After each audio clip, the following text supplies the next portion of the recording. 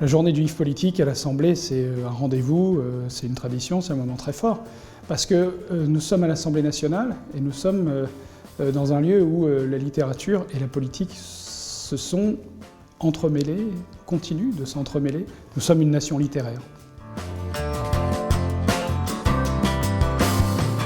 C'est un moment particulier, d'abord parce que ça prouve que l'événement s'est inscrit dans le temps, et je crois précisément que c'est ça que ça veut dire. Le livre nous apporte le temps. Il faut du temps pour lire un livre.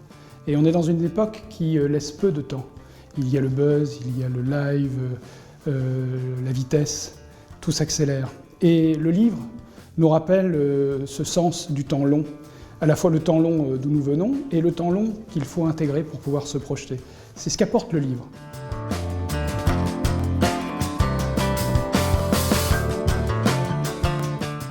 Oui, parce que d'abord, on est dans une république où les écrivains ont souvent eu un engagement politique et où les responsables politiques sont souvent eux-mêmes des écrivains, ou en tout cas écrivent des livres.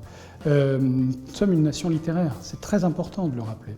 La deuxième chose qui est très importante, c'est que nous avons dans le livre la possibilité, j'allais dire, de trouver le sens d'une époque. Souvent, le livre nous montre ce qu'il y a de neuf, d'inédit dans une époque. C'est ce qui fait son rôle absolument majeur.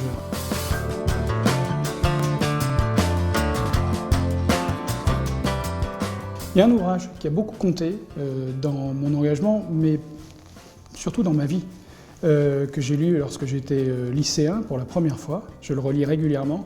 C'est le livre de Romain Gary, La promesse de l'aube. Parce que c'est un hommage magnifique à sa mère, mais c'est un ouvrage magnifique à la France. Se rappelle que la France, c'est une idée, et qu'au cœur de cette idée, il y a les valeurs de la République, il y a la raison, il y a un art de vivre, il y a une culture, il y a une langue, et au fond, c'est la culture humaniste. C'est un livre magnifique que je recommande à tout le monde et que je relis régulièrement. Il a beaucoup compté pour moi.